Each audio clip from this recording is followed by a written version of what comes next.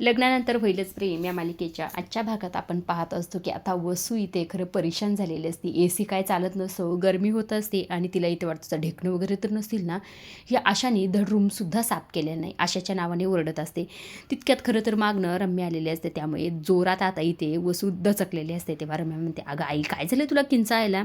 तेव्हा वसू म्हणते, अगं अशी अचानक भूतासारखी येऊन उभा राहिल्यावर काय होणार आहे? आणि 1 मिनिट, तू आता इथे काय करते? अगं रम्या, आईचं शेपूट बनून फिरण्याची वेळ संपली आता, तू लहान नाहीस राहिली. आई? तेव्हा लगेच वसू म्हणते, आई काय म्हणतेस? हां, तू आता विजयरावांसोबत पाहिजेस, त्यांच्याबरोबर हवीस.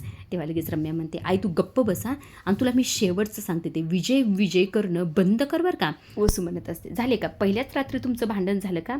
तेव्हा रम्या म्हणते, अगं वागतोस तो तसा, काय केलं आता विजयरावांनी? तेव्हा लगेच रम्या म्हणते, अगं असं भांडण वगैरे नाही केलं मी त्यांच्यासोबत, खरं तर त्याच्या कानाखाली सनसनीत वाजून आले. हे ऐकल्यानंतर लगेच वसू म्हणत असते, अगं रम्या अक्कल आहे का तुला? असं वागायची तुला काय गरज होती? का वागलीस असं? असं म्हटल्यानंतर जी काही रम्या असते ती म्हणजे, का वागलीस म्हणजे? तुला माहिती आहे का त्यांनी काय केलं म्हणून? काय केलं त्यांनी? लगेच रम्या म्हणत असते, अगं ती अतिशानी काव्या नाही का, तिने खरं तरी ते आपली जी रूम आहे का ती फुलांनी सजवली, कॅन्डल काय लावल्या, हे सगळं काही तिने केलं. मला तर वाटतं ना तिचा गळा दाबून तिला मारूनच टाक. आणि तो तुझा लाडका विजय नाही का, त्याला हे सगळं काही खरं वाटायला लागलं. आणि तुला सांगू, तो मला विचारतोय कसा, तू करते सुरू का मी करू? मग काय, माझं डोकं सणकलं आणि दिली एक ठेवून. असं म्हटल्यानंतर वसू म्हणत असं, अगं रम्या, त्याला असं वाटलं असेल की आज ना उद्या तर तुमचं लग्न होणारच आहे, आणि त्याला कदाचित असं सुद्धा वाटलं असेल की हे खोटं लग्न तू खरं समजायला लागलीस का काय? तेव्हा रम्या म्हणते, पण आपलं ठरलंय ना हे सगळं काही खोटं वगैरे आहे. तेव्हा वसू म्हणत, मान्य रम्या हे सगळं काही, पण खरं तर तू त्याला चांगल्या भाषेत, सभ्य भाषेत सुद्धा समजावून सांगू शकत होती ना. एवढं चिडायची तुला काय गरज होती? खरं तर रम्या, मला ना आजकाल वाटतंय की तुझा जरा पारा अचानकच खूप चढतो बरं का. आता इथून पुढे जर तू विजयरावांना काही बोललीस तर बघ म्हणून. असं म्हटल्यानंतर रम्या म्हणत असते, हे सगळं काही त्या काव्यामुळेच होते, मुद्दाम तिने हे सगळं केले, मला त्रास व्हावा म्हणून मुद्दाम हे सगळं काही करते. काय केलंय काव्याने? असं म्हटल्यानंतर रम्या म्हणत असते, मी सोडणार नाही मी तिला, मी ना तिला ना असं करून खरं रागातच म्हणत असते बरं का. तेव्हा वसू म्हणते, काय करणारच तू? तेव्हा लगेच रम्या म्हणते, ती उशी घेऊन ये मग सांगते तुला. असं म्हणून आता इथे जी काही वसू असते ती उशी घेऊन येते.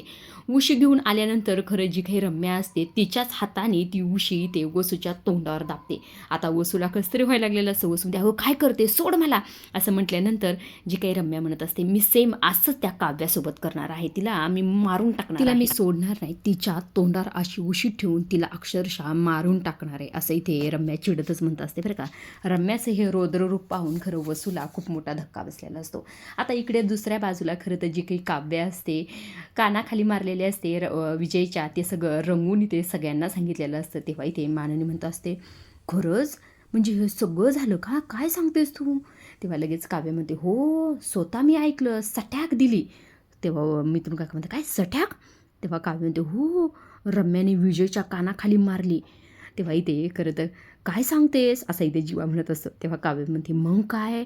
आणि खरं तर ना ती नंतर वसू आत्याच्या रूममध्ये झोपायला गेली, गेस्ट रूममध्ये. ती विजयबरोबर काही झोपली वगैरे नाही त्यांच्या रूममध्ये.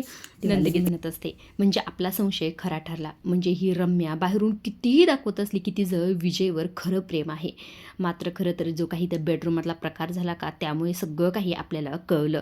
तेव्हा जीवा म्हणतो, हो मग बरोबरच आहे की. तेव्हा मानन म्हणते, म्हणजे हे दोघे आपल्या सगळ्यांना बनवतात का? तेव्हा जीवा म्हणतो, आणि मला तर वाटतं ना ही वसू आत्यासुद्धा या सामीलच असणार, ती सुद्धा त्यात असणार, तिला सगळं माहीत असन. तेव्हा इथे मिथून काका म्हणते, असणारच, उसको क्या लगा, ओ बिल्ली आग बंद कर दूध पिएगी, कोई उसको बघेगा नहीं, दिखेगा नहीं.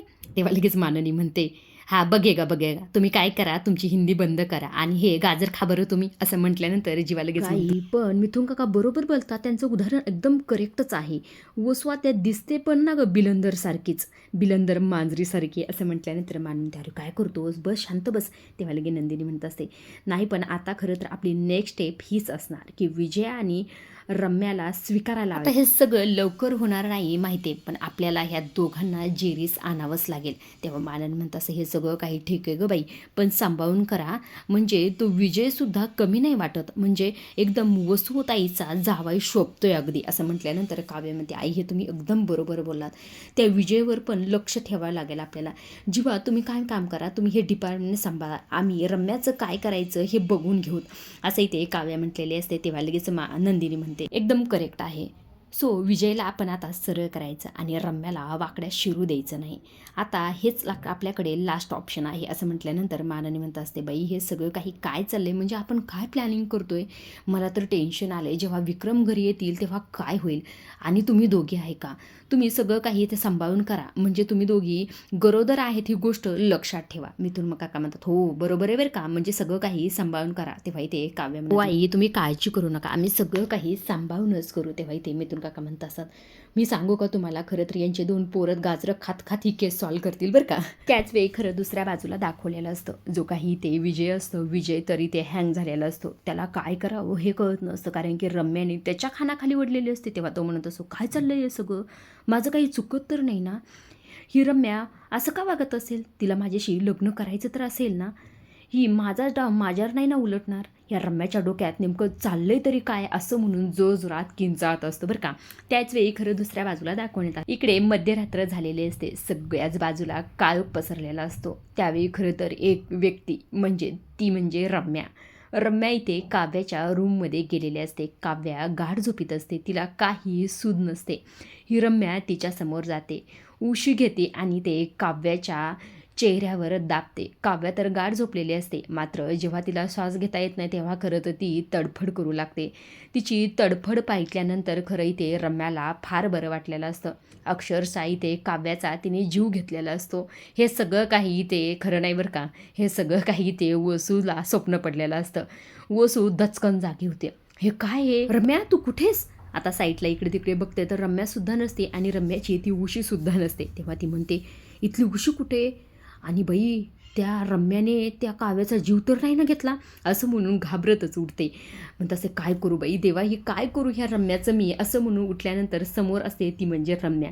तेव्हा लगेच वसू म्हणत असते, अगं रम्या तू इथे, आणि अशी भूतासारखी नको ग फिरव जाऊ, एका दिवशी जीव जाईन माझा, आणि ही तुझ्या हातात उशी काय करते, तू काव्याचा जीव तर नाही घेतलास ना. तेव्हा इथे रम्या म्हणत असते, अगं तिचा जीव ते नंतर घेईल ग, पण आता माझे जीव जायची वेळ आली. ह्या रूममध्ये एसी सुद्धा नाही, किती गरम होते म्हणून म्हणलं जावा हॉलमध्ये झोपायला. गेले सोप्यावर झोपता सुद्धा धड येत नाही, आपल्या रूममध्ये जावा, तो बसलाय नागोबा. तेव्हा उस म्हणते, कोण नागोबा, अगं तुझा तो लाडका विजय. तेव्हा उस म्हणते, हो हो तोच. आता काय करणार मग, आले आपल्याच इथंच तुझ्याकडे तुझ्याच रूममध्ये झोपण्यासाठी. अगं रम्या नाटकं कमी कर बाई. तेव्हा रम्या म्हणते, अगं नाटकं काय, खरंच गरम होतंय. तेव्हा वसू म्हणते, बरं ठीक आहे बाई, राणी सरकार या, तुम्हाला मी हवा देते. असं म्हणून दोघी आता बेडवर बसतात आणि ते वसू जी असते, वसू इथे पेपरने तिला हवा देत असते बरं का. तेव्हा लगेच वसू रम्याला म्हणत, अगं रम्या माझं ऐक ना, असं रात्रीचं उशी घेऊन नको ग जाऊ बाई, कुठे जात जाऊ. तेव्हा लगेच रम्या म्हणत असते, अगं तुला असं का वाटलं, म्हणजे त्या उशीने मी त्या काव्याचा जीव वगैरे घेईन वगैरे. तेव्हा वसू म्हणते, अगं तू मगाशी नाही का म्हटली तिचा जीव वगैरे घेणारच.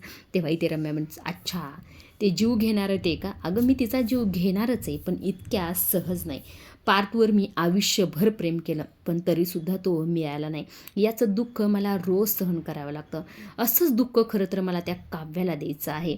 मरण म्हणजे सुटका गं, पण जगणं जेव्हा मरण वाटतं ना, तेव्हा ते खरं दुःख. आता ह्या रम्याचं बोलणं ऐकल्यानंतर खरं वसू थोडी घाबरते बरं का. ती म्हणत असं, रम्या हे बघ ना, तुला त्या काव्याचं काय करायचं ना ते करून घे, पण ना तिच्या बाळाला काही करू नकोस ग बाई. आता इकडे रम्या हसते आणि लगेच वसूला म्हणत असते, खरं तर ना मुलांना आईवडिलांची भीती वाटायला हवी, पण इथे तर तूच मला घाबरतेस. पण खरं सांगू का तुला, काव्याचं बाळ ना एक इंटरेस्टिंग विषय झाला आहे. तुला आठवतं का गं गुरुजी काय म्हटले होते, त्यांना तू विचारलं होतंस की काव्याच्या हातात तुला बाळ दिसतंय का. तेव्हा ते वसू म्हणते, हो, तर ते म्हणले होते, हो मला काव्याच्या हातात बाळ दिसतंय, त्याचं काय. तेव्हा लगेच रम्या, मला ना त्यांच्या संकेताचे वेगवेगळे असे अर्थ दिसतात. तेव्हा वसू म्हणते, म्हणजे अगं म्हणजे बघ ना, ते असेही म्हणाले की त्यांना पारचं आणि माझं लग्न दिसतंय, आणि ते असेही म्हणाले की त्यांना काव्याच्या हातात बाळ दिसतंय, पण ते असं नाही म्हणाले की त्यांना काव्याच्या हातात तिचंच बाळ दिसतंय. तेव्हा वसू म्हणते, हो गं, ही गोष्ट माझ्या लक्षातच नाही आली, मग त्यांना काव्याच्या हातात नंदिनीचं बाळ दिसत असेल का. वसूने म्हटल्यानंतर रम्या म्हणत असते, होऊ शकतं असं सुद्धा, म्हणजे नंदिनीचं बाळ जर काव्याच्या हातात दिसत असेल तर मग काव्याचं बाळ कुठे. तेव्हा वसू म्हणते, कुठे मग. तेव्हा लगेच रम्या म्हणते, भुर्र असेल. तेव्हा लगेच वसू म्हणते, खरंच खरंच असं होऊ शकतं रम्या. तेव्हा रम्या म्हणते, हो होऊ शकतं ना, म्हणजे तेव्हा लगेच वसू म्हणत असते, अगं नाही गं रम्या, असं नको गं. तेव्हा लगेच रम्या थांब गं, हे बघ मी काय म्हणते तर, ज्या काव्याने इतक्या गोष्टीचा विचार केल्यानंतर, इतका वेळ घेतल्यानंतर आई पण स्वीकारलं, तिचं बाजर दगावलं गेलं तर काय अवस्था होईल गं तिची. खरंच ही रम्या काय विचार करीन खरं नाही तिचं. तेव्हा लगेच वसू म्हणत असते, फार वाईट गं, म्हणजे फार वाईट अवस्था होईल काव्याची. तेव्हा लगेच रम्याला वसू म्हणत असते, तुला आठवतं का गं, जेव्हा तू लहान होतीस तेव्हा खरं तर आपण तुझ्या बाबांच्या गावी गेलो होतो सोलापूरला, एक वाडा आहे तिथं. तेव्हा रम्या म्हणतो, हो आठवतं की वाडा आहे. तेव्हा लगेच वसू म्हणते, बघ त्या वाड्याच्या शेजारी एक कौलारू घर होतं पडकं. हो आठवतंय की. आणि तू मला तिथे अजिबातच जाऊन देत नव्हतीस आणि मला नेहमी वाटायचं की तिथे काहीतरी आहे. तिथलं काय. तेव्हा इथे वसू तिथेच असंच काहीतरी घडलं होतं. म्हणजे त्या घरामध्ये सुनंदा नावाची एक बाई राहत होती. 7व्या महिन्यातच तिचं बाळ दगावलं गं. 25 वर्षाची बाई असेल बघ, वेडी पिसी झाली गं. बाळ गेल्यानंतर सगळ्यांनी तिला खूप सांगण्याचा प्रयत्न केला, मात्र त्याचा काही उपयोग झाला नाही. डॉक्टरनी तर तिच्या पुढे हातच टेकले. नंतर ती वेडी पिशी झाली गं. ती म्हणायची की माझं बाळ गेलंच नाही, ती आहे इथेच. तेव्हा रम्या म्हणते, आणि मग काय झालं. तेव्हा लगेच वसू म्हणते, मग त्या घरामध्ये रिकाम्या पानाची दोरी हातात धरून ती पाना झुलवत राहिली. तेव्हा इथे रम्या फार घाबरते, बापरे काय सांगतेस आई, म्हणून तू मला तिथे जाऊन द्यायची नाहीस का. तेव्हा इथे वसू म्हणते, हो गं बाई, अगं रम्या वाईट गोष्ट तर पुढे. तेव्हा रम्या म्हणते, काय. हो बाई, आता ती सुनंदा 60 वर्षाची झाली आणि अजून त्या रिकाम्या पाण्याची दोरी हातात धरून ती झुलवत राहते पाना. हे सांगितल्यानंतर रम्याला खरं तर आश्चर्याचा धक्का बसण्याऐवजी ती हसायला लागते. तेव्हा लगेच वसू, रम्या काय चाललंय तुझ्या डोक्यात, काय चाललंय. तेव्हा लगेच रम्या म्हणते, काय नाही, कुठे काय, काहीच नाही, तुझं तू जाऊन झोप, मी माझी हवा घेते. आता इथे वसू तर तिच्याकडे पाहतच असते बरं का, आणि इकडे रम्याच्या डोक्यात काहीतरी शिजत असते. ही रम्या काय विचार करे आणि काय नाही देव जाणे. आजच्या पुरतं एवढंच. अशा डेली मालिकेच्या अपडेट जर तुम्हाला जाणून घ्यायला आवडत असेल तर आपल्या चॅनलला जरूर सबस्क्राईब करा. धन्यवाद.